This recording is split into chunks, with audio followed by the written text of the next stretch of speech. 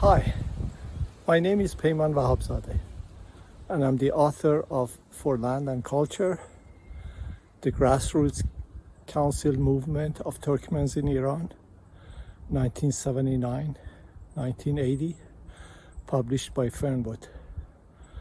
I speak to you from the unceded territories of the Lekwungen-speaking peoples, the Sankis, Wasanich, and Esquimalt people. My book offers the first account in any language of the remarkable and unique council movement of Turkmen peasants in Iran. In 1979, the Turkmen peasants occupied and took back their ancestral land that was taken over through land registry laws and land reform that had created a colonial land dispossession. In February 1979, the Iranian people toppled monarchy through a popular uprising.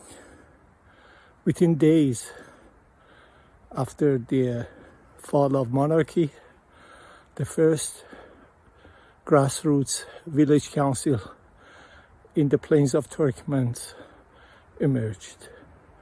Soon, with the assistance of Turkmen organic intellectuals and organizing village councils, the councils spread across the plains of Turkmen, one of Iran's most fertile lands, like morning dew. Within 3 months, there were 300 councils of not only villages, but also councils of fishermen, workers, teachers, rug weavers, and councils of women. The Turkmen movement made great strides in improving the status of women within the Turkmen society. In spring and autumn of 1979, the Turkmens collectively harvested land. They also held the long suppressed tradition of wheat festival. That is when they celebrated the harvest. Turkmen publication and Turkmen culture was revived, and a strong sense of Turkmen identity was emerging at this time. The Turkmens wanted autonomy for the Turkmen region and a federal democratic system for the country. It's important to note that private land ownership did not exist in the tradition of the Turkmens. Land was collectively owned by the village. There was also no hierarchy in the village, and the decision regarding the village needs and necessities were made by the Council of Elders.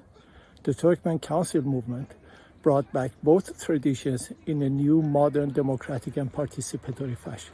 The Turkmen movement was also a cultural revival movement. Turkmen language was banned from publication, and Turkmen culture was marginalized under the old regime. The movement brought back Turkmen language and Turkmen culture, especially by propagating Turkmen music across the country. Sadly, the movement was defeated in 1980 by the fiendish, violent military conquest of the forces of Islamic Republic through military defeat, terror and assassination, and the assimilation of the Turkmen councils. The Turkmen Council Movement shows us that land is life. They conceptualize the relationship to land in terms of what I've translated into English as ancestrality. Ancestral relations are ethical relations to land, similar to the indigenous concept of land.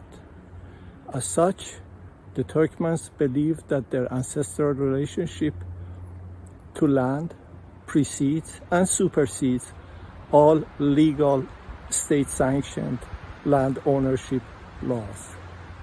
I hope you'll find the time and interest to read my book, For Land and Culture. If nothing else, the study of Turkmen Council Movement shows us that there are alternatives to the oppressive tripartite system of capitalism, state, and patriarchy.